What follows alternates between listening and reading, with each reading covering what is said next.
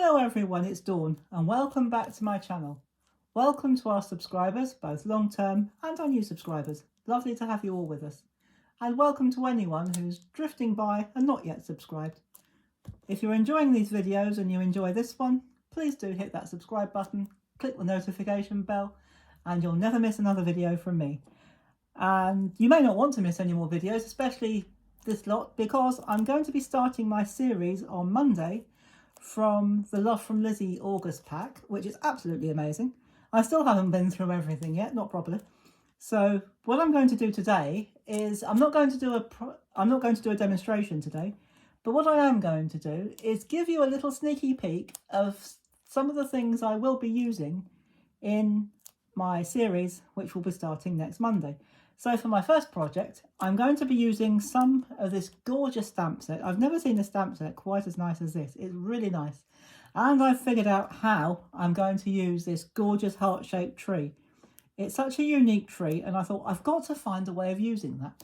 And now I found a way, and I'm going to be using that as well as some of these little alphabet stamps. I keep on wanting to call them dies, but they're not, they're stamps. So if I say die, I mean stamp. So we're going to use this little tree stamp and just a few of the alphabet stamps, and you'll see what we're going to do with them on Monday. So I'm not going to tell you what I'm going to do. I'm going to save that as a surprise for next week. So the next one we will be doing after that is, if I can pick it all up in one go, these, well, to me they look like the old Kodak Instamatic camera photos, and I've come up with a project where we can use all three in one project.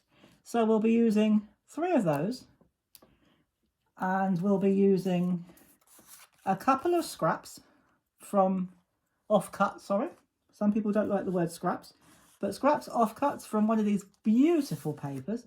We'll be using another offcut, and we'll be using one of the little sentiments, which in this case we'll be using the one that says "with love," and they've already got a foam pad on the back, so that is absolutely fantastic. So I'll be using that for our second project. I'll just put that over there. Now for our third project, we will be using these strips, and what I'm going to be doing with these ones, without giving too much away, I'm going to be revisiting an old technique that doesn't seem to be used anymore. So, well, at least I haven't seen it being used lately. We're going to be doing a bit of tea bag folding, and these squares, especially as they're all identical, are perfect for that. So we're going to have a go at tea bag folding next week. And we are going to use, I've even got it the right way around this time, we're going to use this gorgeous embossing folder, which is very different to any other embossing folder I've seen. We're going to be using it in a slightly different way, naturally, and we're going to be using this embossed area with a bit of colouring and a few other embellishments that were in the pack. And we're going to use this as our main image. So by the time it's finished, it'll be bright, colourful, and it'll have bits and pieces on it as well. And I am going to be using this bit here. We're going to be using this to make a frame around our main card. And we're going to be using, I won't say which one yet, because to be honest, I haven't made my mind up. But we're going to be using one of these decoupage pieces. I think I know which one I'm going to be using, but I won't give the game away because I might change my mind. But for this one, we're going to be using or making a gatefold card with a bit of a twist. So if you want to know what I mean by a bit of a twist, pop back next week and you'll find out. And when you're there, I'm going to be using, I've already cut some of them out, as you can see. I'm going to be using this paper, but not as a backing paper. I'm going to cut all of these ovals out from just this one pack, and we're going to be using it to make a slightly different project. We won't be making a card, but we'll be making a slightly different project. So do stay tuned and I'll come back to see what I do with that one. And then on the Sunday, we will be using, again, this gorgeous paper because it goes with the paper that's on one of these 6x6 cutouts. And again, we'll be making something slightly different. I suppose you could call it an easel card with a twist. So it's not a twisted easel card. I have seen those projects. I haven't had a go at any of them yet.